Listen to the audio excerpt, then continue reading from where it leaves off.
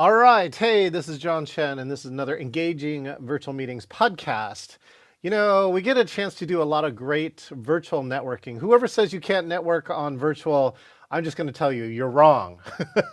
So we get a chance. I'm going to give a shout out to my good friend Bobby Carlton, who runs a networking group, as well as a very interesting website that I've been using quite a bit, innovationwomen.com. It is geared to get more women on stage, as well it has a few male ally members, and I am one of them. And I went to her networking group recently and got a chance to meet this person. She is the founder for Empower Possible. Get ready to listen in to some change management and well-being. Let's bring in, here we go. Let's bring in the one and only Julie Zaruba Fountain. Thank you so much, John. And I actually think am the one and only Julie Zaruba Fountain. I don't think there's anybody else out there with that name. Okay, so maybe I should ask about middle name. Zaruba. What's the origin of your middle name? Here, I'll help out with mine. Mine is Chinese. It's Yung Kuang, Yun-Kuang. And what the interpretation or the translation is perpetual light. And my joke that goes along with it is that's why they call me Sun. So what's Zaruba? That's great. And Zaruba is my maiden name. So my middle name is Irene. I'm Julie Irene Zaruba was my birth name. And Zaruba is Czech. So my parents are from the Czech Republic, and so Zaruba has a Czech heritage. And then Fountain is my husband's last name. And when I got married, I just wasn't ready to give up my Zaruba last name, and so I decided, you know what? Why not combine the two? Well, good for you. Yeah, keep the name. I know it's got to be, it's changing all the IDs I hear is like the internal marriage challenge going, why? Why me? Absolutely. I think we should just create our own new name together. Oh, that's a good, interesting idea. It's kind of like in Survivor when they pick new team names when they merge two Sure. teams. Yeah, Yes. should be something like that. Yes. Uh, Mm-hmm. I'm not sure if I know a lot about Czech culture, so I'd love to if you could Mm. share something about Czech culture that I might want to know, like a tradition or like a greeting. Could be anything. Yeah. I'm gonna go to the food because that's how I know a lot about my culture is through the food. I admittedly have not been to the Czech Republic, although I hear it is lovely to go to. So we have lots of different recipe like desserts that use the same kind of basic dough. So it's a sweet dough, and you can put poppy seed on it or apricots on it, or make little klatchkis, they're called. um, and that was a dessert that I had that my grandma would make growing up. So I have pretty limited knowledge of that, but that's what I know is from the food and what my grandma used to make. Well, I'll give you a question that you have a lot more knowledge about. It's a really easy one. For my friends who don't know you, what's your name? What do you do? All right, who are you, and what do you do, Julie? Thanks, John. So Julie's Zaruba Fountain, and what do I do? I am a well-being specialist and a small business owner. So I own Empower Possible, which I founded in October of 2021. And my first introduction to the virtual meeting space was through online classes in graduate school that I took online, and I've taught online. And I've been teaching online for 8 years and also planning various events for a large hospital system. And what I focus on with well-being as a consulting agency for Empower Possible or in my full-time role as a well-being specialist, it's really about that transformation of organizations and individuals. And it's a customized process, and it's delivering a plan that meets their needs with actionable items and helping overcome the barriers that individuals and organizations face when they attempt to incorporate well-being into their lives or improve the well-being in their lives. Excellent. Here's a little peek at your website, Empower Solutions. Why did well-being become the center of your work, Julie? That's an incredible question. Thanks for asking that. I really believe in my background. So my background, my undergraduate degree is exercise science. And Mm. then my first graduate degree was health, nutrition, and exercise science. And then I later went on to get my MBA in change and leadership. And what I found in studying the theories in witnessing change throughout my organization, when I was at my organization, we had three different presidents, which in higher ed is pretty unheard of in that short amount of time. And so the Yeah. amount of change that happened was very, very rapid. And I saw a lot of things that um, in were textbook examples of what not to do in change, and most of it is related to they forget to take care of the people. They forget about the well-being of the people. And I thought with my health promotion background and the mistakes I'm seeing in the business world, it would just be a perfect match to be able to speak to the well-being of the individual, even though they're in a larger system. How important that really is. So with Empower Possible, it's focusing on the people, which I call the self, and then the social networks, and then our systems. And that's based off of a lot of change management principles, but it really comes back to the well-being, and that's the core. Well, I would hopefully, if you don't mind, I'm going to talk about some of these mistakes. So, again, I spent a decade at Microsoft, and one of the Mhm. biggest mistakes, I would love to hear like some of the common mistakes. You don't have to name any names, but I had a manager who consistently asked me to do something, but when I came back and I said, "Okay, that's great. What do you want me to drop?" Right? And they he'd Mm, say, "No, you these are all still priority one, blah blah blah. You can't do it." And then he went around me. yeah. He got somebody else to do this thing that he asked me to do, and I said I would have done it, right? But and the worst part about it is the person who went around me uh, didn't even work. So when I challenged it and I said, "Look, well, that's cool. Let me take a look at it," and we tested it, it didn't even work. It didn't even do what he said it did, and I got so mad that Mhm. I immediately started looking for another job just because I just didn't want to work for this person. That led me to one of my great realizations at working at Microsoft. When I started, it was 90+% of like, what am I working on? And by the time I Mhm. left, it was 51%. Who is my manager? Yes. Absolutely. And I would say Microsoft is not alone in that. It really is. Those middle managers make a huge difference in your day-to-day life, because think about, unless you are a direct report to a vice president, which in a large organization like Microsoft, there's not going to be a lot of direct reports. They don't have, that's not why they're paid to do what they do. They're paid for strategy. They're Right. not paid to have direct reports. So the managers really make or break the culture of an organization. And unfortunately, some are put in that role maybe because they've been at the company for a long time. It might not have anything to do with their ability to manage or interest in managing.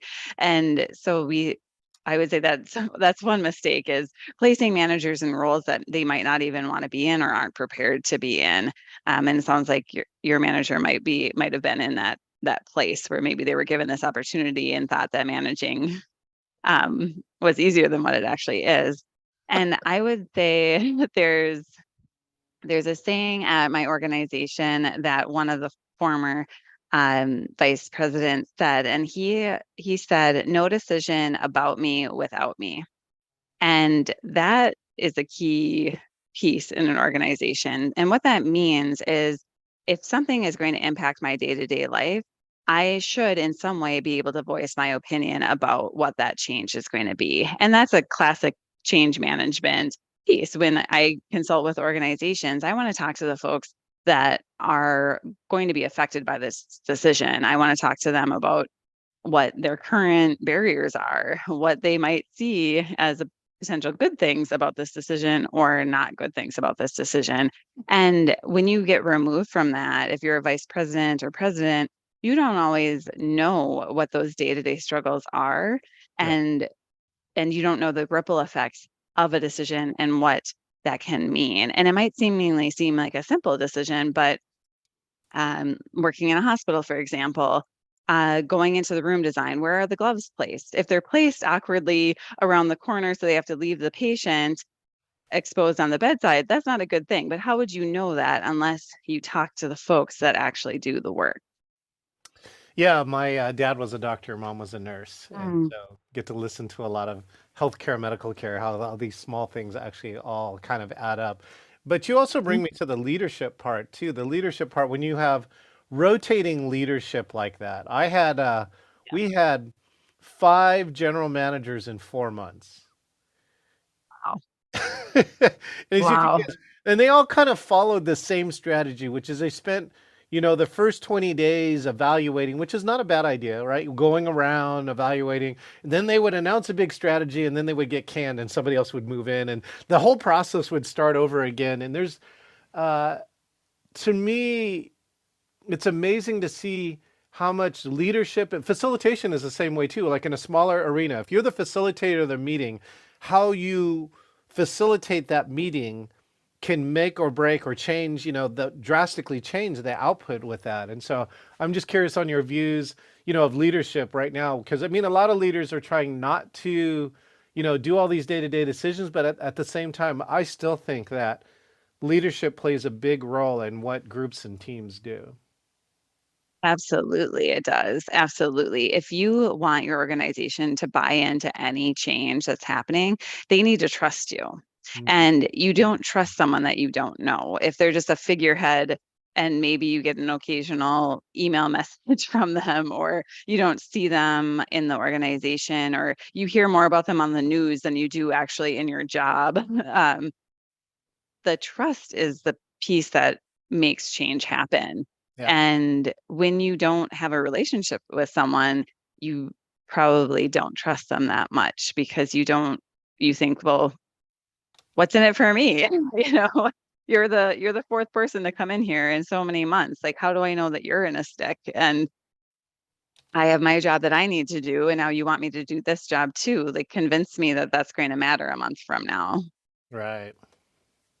Right. Well, thank you for that on the leadership part. It's amazing, you know, what mistakes leadership make, and of course, what can be perceived Mhm. as positive, and the same actions can be perceived actually, differently in both locations. Uh, Mhm. I don't know if did I hear them all. What were some of the mistakes that the leadership made when they came through? I would say the biggest mistake that was made for one of the leaders that came in is trying to lead based off of power and fear. They created a culture where it was very fear-based, and people were called out in a very harmful way whenever they spoke a dissenting opinion, whenever they didn't agree, and that created this culture of fear. And there was um, other things that were required for you to do as an individual that created that culture of fear, and that was the ultimate mistake. I mean, that's the ultimate one of the ultimate mistakes. I would say embezzling funds, harassing people, and creating fear is one of the worst things that you can do with an organization. And so when that leader came in and started behaving in that way, the community still hasn't healed from those things. And it really one person can make a huge difference for the positive, and they can unfortunately make a huge difference for the negative as well. And it really is hard to overcome that level of toxicity that exists when you're making fear-based decisions. And it's amazing that, like I've heard, I don't know, you probably heard the metaphor, right? It takes some years to build a house, and like it could take minutes to burn it down. Yeah. But the Yeah. inverse is what they don't tell you is that it could take years to recover from the burning down of that house. And Right. we were just Yeah. talking about it. We just had a 1 year anniversary to like a leadership challenge, and everyone's still talking about it. Yeah.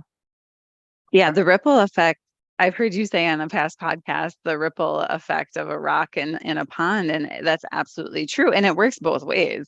Those positive vibes that ripple through work, and then also those negative things also ripple out too, and that's just, basic neurology in the brain. The negative has this Velcro effect on our brain, and it sticks to it because why would you want to put yourself in that same painful experience again? And the brain's trying to protect itself, but it really um, psychologically can do a lot of damage if you don't process it. Correctly, yeah, which is draw the real lesson out of it as opposed to the superficial lesson. All right, speaking of lessons, you shared with me in the pre-show that you have been teaching and teaching university and teaching online for 8 plus years. Mhm. Tell me about your early days or maybe your first sessions about going virtual and what you were thinking back then. Yeah. So I did have some virtual experiences prior to teaching virtually, thank goodness, because I did know what I was getting into a little bit. But the platforms back then were so different, and our capabilities of teaching were so different. So I did a lot of things asynchronously, which means not all at once with my class. And so I would record a video, I would put the video up, they'd have discussions. We use discussion posts a lot. There Oh, wasn't this chat feature that happened. yeah. And so it has really evolved over time. And I teach the class that one of the classes that I teach is the foundations of health and wellness. And so the content has stayed pretty much the same. I mean, the foundations of health and wellness are going to be the foundations of health and wellness throughout time because that is the essential pieces of wellness and health. But what has changed for the better is definitely the technology has caught up where it's much. I also taught in person as well. It can be a very, very similar experience to teaching in person, but 8 years ago, it was not that as it was not even close to what it can be in person. Well, hopefully you enjoy the now live nature of it, right? I mean, it is one Yes. hard part to, I mean, when you're recording a video, you have to keep giving instruction because you're getting nothing from the class, right? Right. Right. Although I did do this crafty trick. I just got a compliment for it. This conference asked for, well, accepted me to speak at the conference, which you do a lot of speaking. And then Mhm. they told me I have to send in a video, and I'm like, send in a video, right? We're still doing this, and Right. I'm like, okay, fine. So what Yeah. I did is I got 4 or 5 of my friends, and they Yeah. were in the class, and we recorded for them. And I love this, Julie. I submitted the video the first time, and guess what they did? Did they reject it? They rejected it. Yeah. And then goes, Yes. "It Yes. appears that you've given us a video that you recorded for somebody else that's not us." And Wow. I said, "No, no, no, you don't understand, right? I got an audience for this, right? So that people." Mhm. And it had the live Q&A afterwards. So after people watched my video, I was instructed to go to a Teams meeting and show up there and do Q. Sure. Yes. Yeah. And Yeah. somebody specifically said, "Thank you. You're the only person in this entire conference who put other people in their recording of the meeting so we could hear what they had to say." And I told them too. I said that was the intention. So what they said is more valuable than what I said. Yeah. And quite Yeah. often people in the audience relate more to what they said because they're having the same experience of, I don't know what to think about this or how do I learn about this. And so, anyways, Mhm. that's my very, very crafty thing to get. Yeah, I love that. I'm creating co-creating a course called Career Crossroads, Hmm. and it shares what the inspiration was is I in 2021 I left my organization that I was at for over a decade and I started a business and I started a new job. And it really shook my world professionally. And I went through a lot of grieving. And I created this course, this idea of this course, because I don't want anyone else to have to go through what I went through. And I want a good resource out there. But the point of the story is we are going to do the workshop live and record it for that exact reason, because I've interviewed so many folks and they have so many jewels and pearls of wisdom that they can bring that will relate to a lot more people than just my single story. So I applaud that effort. We need a name for this, right? But TV's been doing it for years, right? Just live audience recording or something. I don't know. We need Yeah. a crafty name. Yeah. Uh, Good I left work. Microsoft, and there's this whole segment too, where what did I come out of that? Which was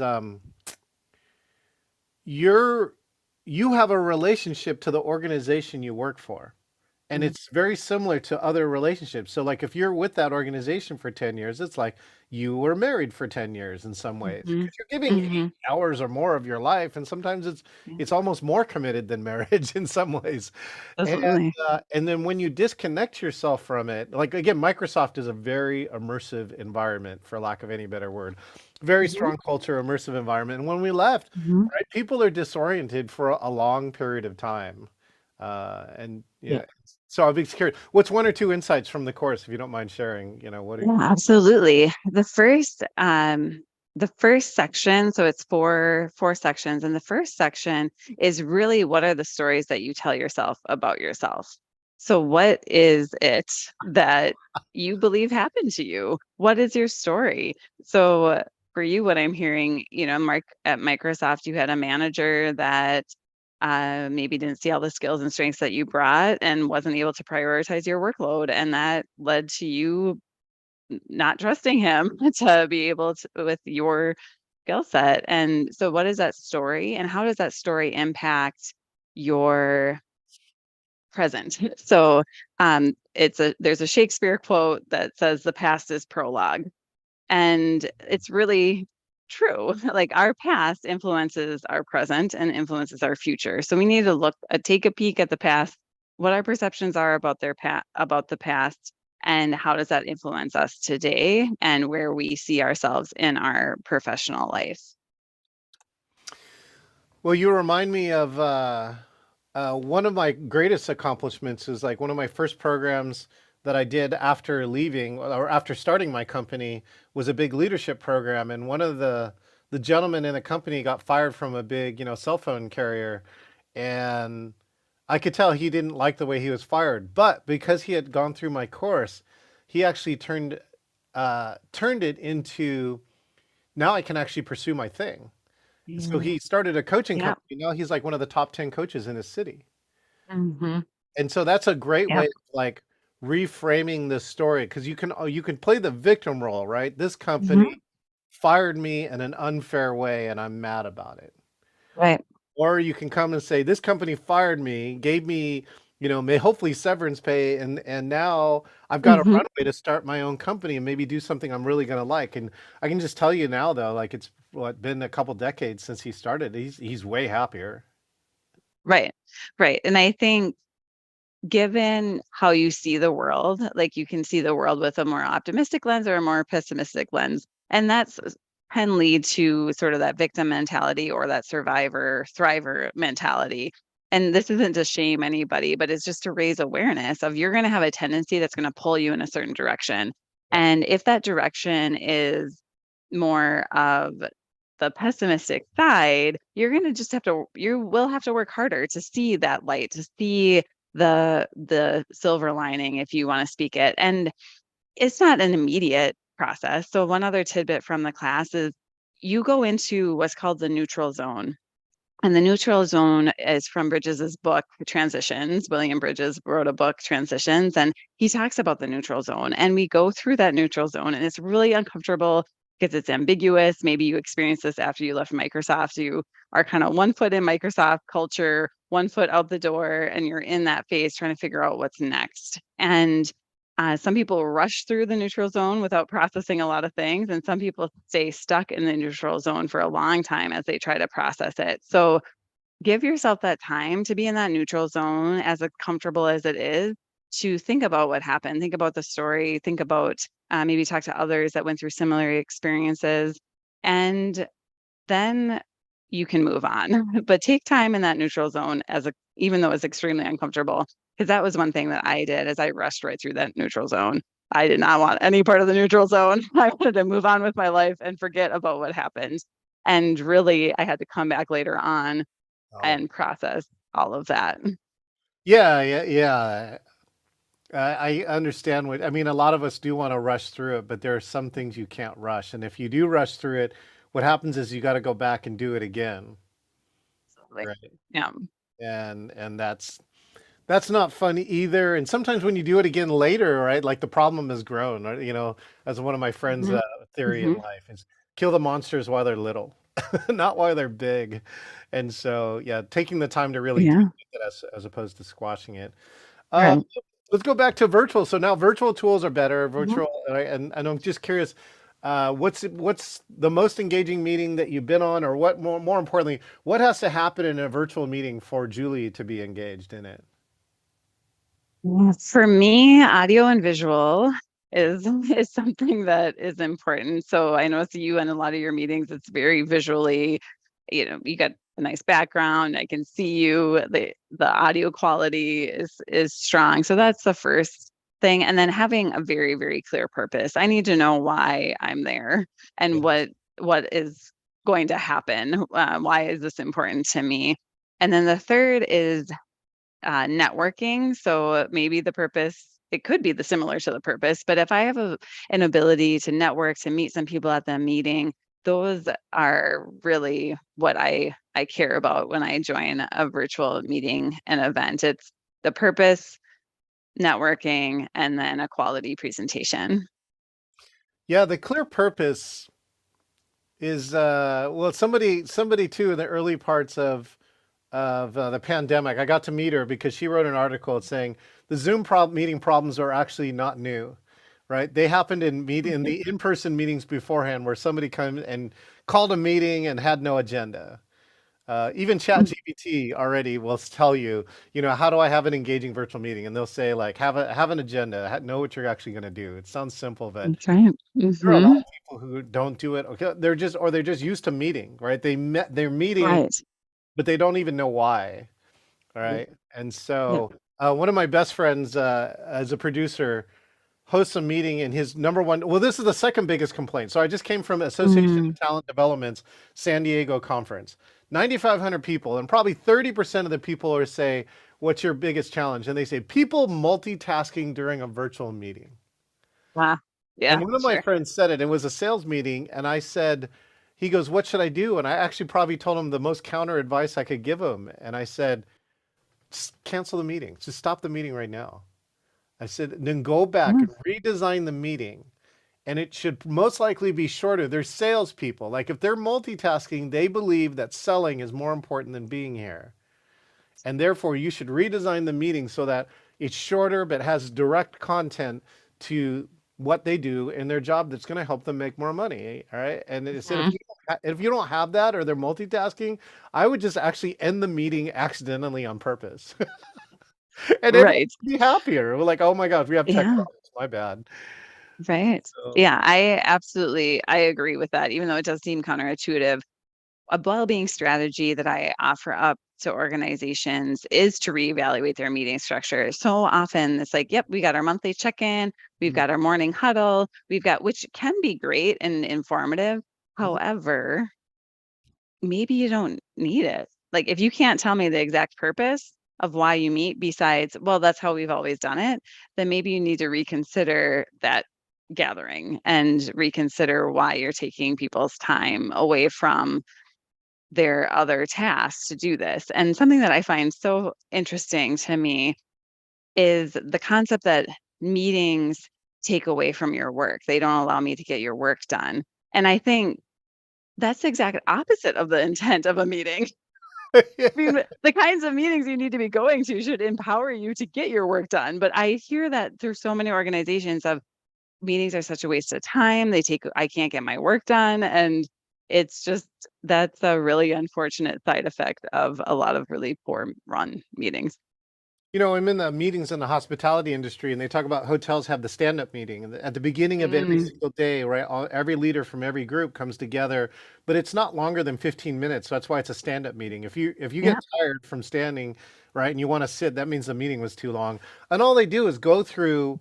Here are the most important things today, such as here are these guests, here are these Yeah. things that are coming up, right? Here's what your team has to focus on, and it's just Mhm. really trying to get everybody in sync for that. And a lot of times too, Yeah. people have sidebar conversations after they leave. That's what I've also learned at Mhm. Microsoft.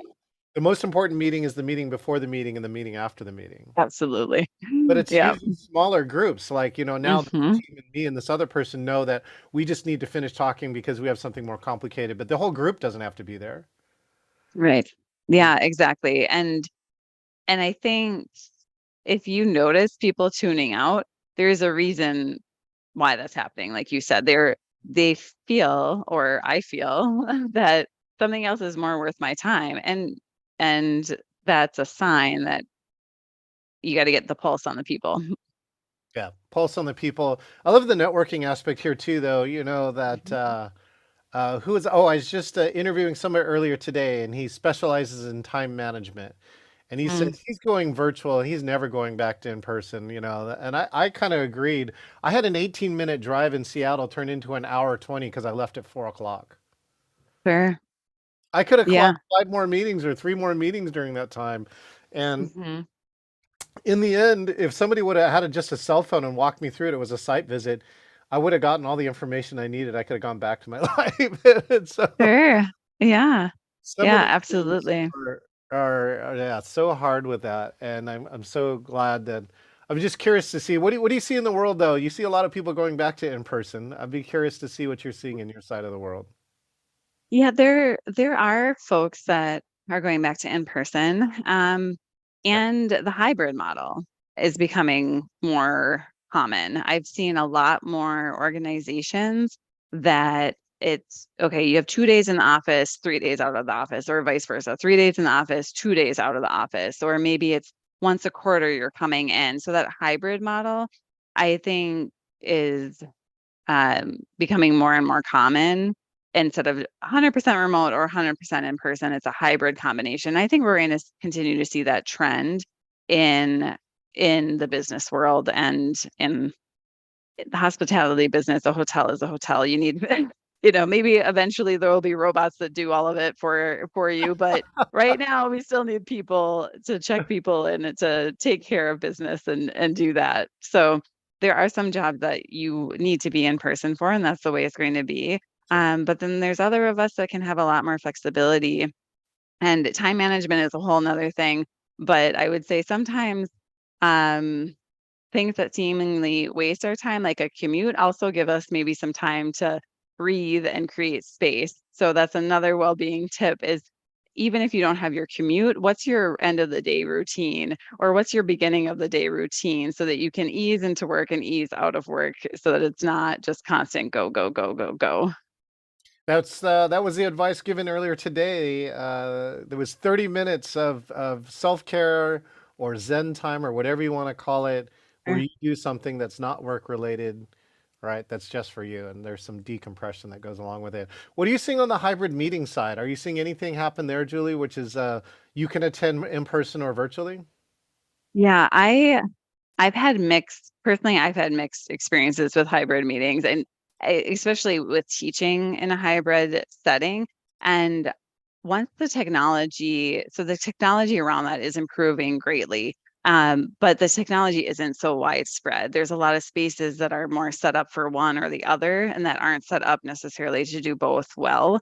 So I would say we are getting closer in developing those hybrid meeting situations, but there's still a long way to go for it to make it easier or just as easy as an in-person, totally in person or totally online. But I'd be curious to know your thoughts on that too. Oh, I invented something recently called hybrid in a box. And to Okay. me, right, really gate hybrid has six things, which I have another presentation about. But you know, the one is, can somebody in virtual talk to somebody in person and vice versa? Mhm. Because right now, a lot of it is one way. Like they just turn on a Right. camera and now virtual can't do anything, or they can never be seen. They can't chat. All right. There's a whole bunch of Yeah. different scenarios I think that are with that. But I've produced quite a few recently and really, really engaging in getting that, which is, and so now I have a setup where I can put stuff now that's portable and I can roll a Mm. box in, and within 60 minutes or less now, I'm trying to get it to 30, I can start streaming a meeting hybrid, right? And I can do both. I can do all of them, which is you can have an in-person audience member talking to somebody on virtual and vice versa and be able to see them. And so this seems like the A and the V, the audio and that video are so important to be Yeah. able to see both at the same time. And so now I'm just trying to go through Seattle. I'm looking for all the different places. But you know, this new hybrid in a box was literally working 5 out of 7 days. Wow. So the need is high. The need is really high. Right. Things like author talks, in person, like presentation meetings. Some of them were discussion based. So it's like there's a presentation, then there's a Q&A. You know, Mhm. those are all the kind of things where to get engagement, you really want to do it. And some of the best results I've seen is like you can do things like double the audience. Right. I think if you can do Yeah. this, like double the audience, I think you combine both the experience of a live, the energy or whatever you want to call it from the live in person Mhm. events, combined with the reach. I think if you Mhm. can actually put those two together, you have something really powerful. And there's a lot of people who either not doing it well or just like not doing it well.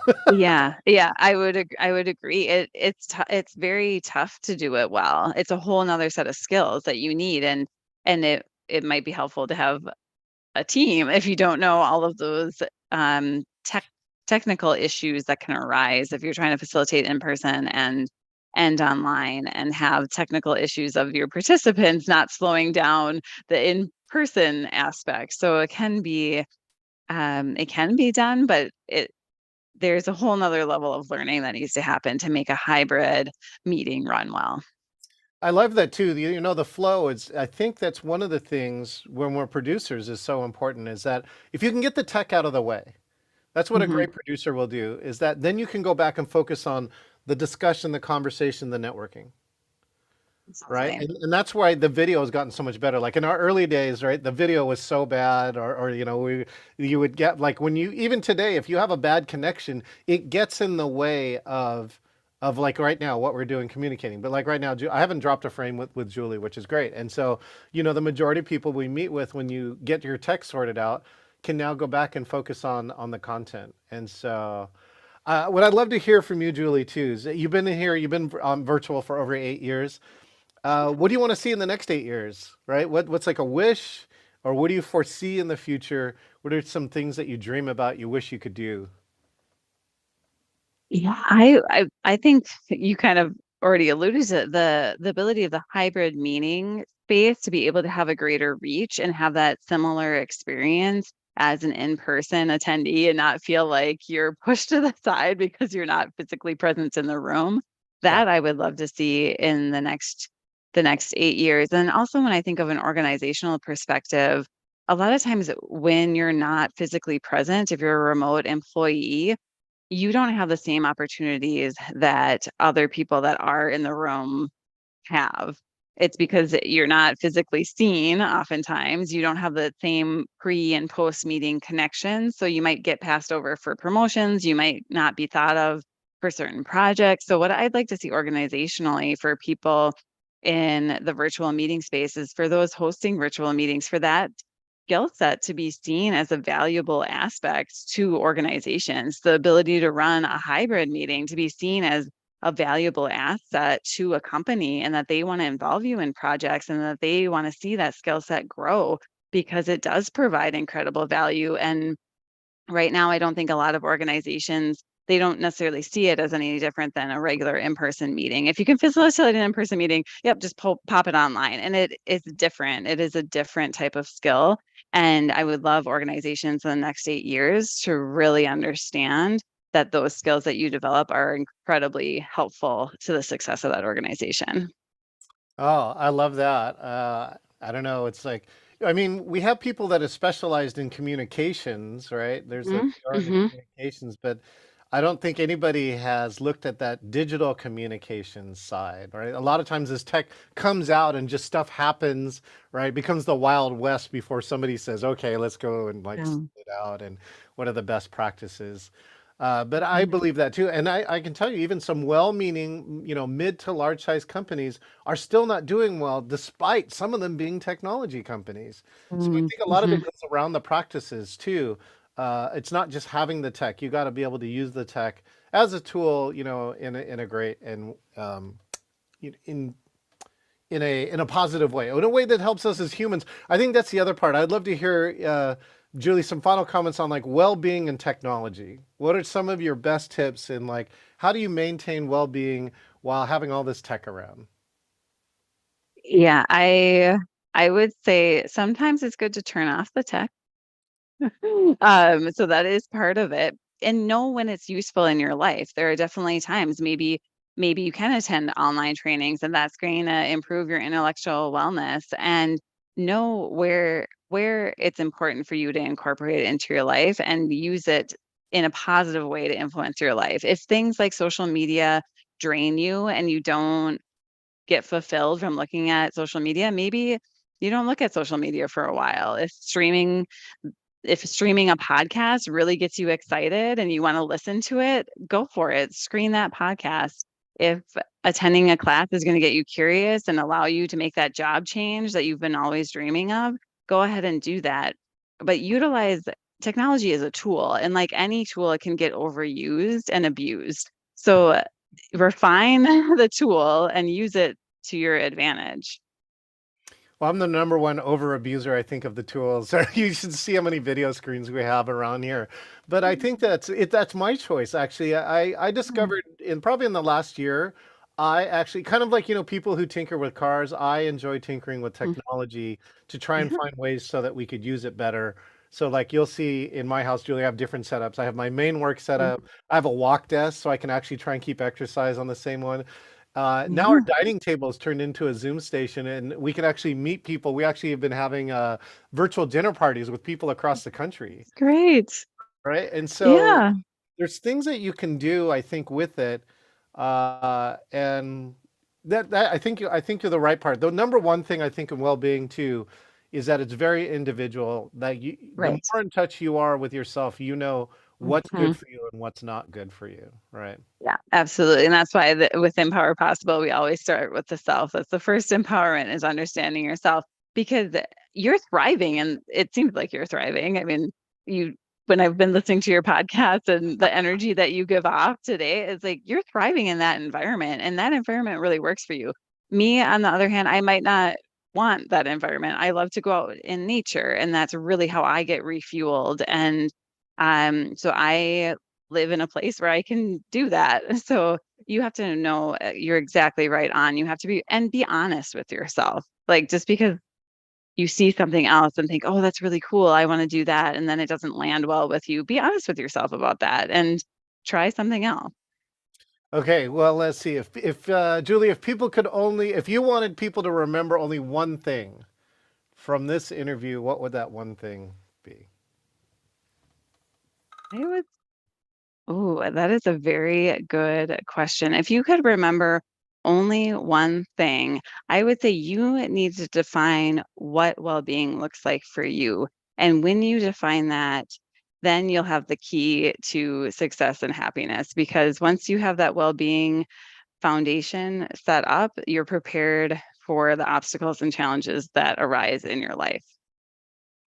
Yeah, I love. I don't know why it just came to me. Right, well-being solves all sorts of problems. Like it solves imposter syndrome. Like if you have that well-being, Mm. it's a thing that nobody can take away from you, really. In some ways, it's Absolutely. Yeah. so. Anyways, well, Julie, thank you so much for your time here. I appreciate your insights, sharing some of your past history here, and of course, what you see in the future. Yeah. You're welcome. Thanks so much for having me, John. Thanks, Julie. All right. Well, this is John Chen, and this has been another episode of Engaging Virtual Meetings podcast. Take a look at your self care. What is it that you want to do? So, if you're listening to this interview, uh, pick out the one thing that you love to do, and especially if you're not doing it, and just go out and go do that. Meanwhile. Make sure and hit subscribe. I just released my podcast, engagingvirtualmeetings.com/online, and episodes are releasing every Wednesday. Make sure and click the subscribe button. It's on all your podcasting platforms. And if you want to be the next guest here on Engaging Virtual Meetings podcast, just go to engagingvirtualmeetings.com/meet and hit interview. And we will see you here on the next episode. Thanks again, Julie. We'll see you next time. Always start people and keep people. Show you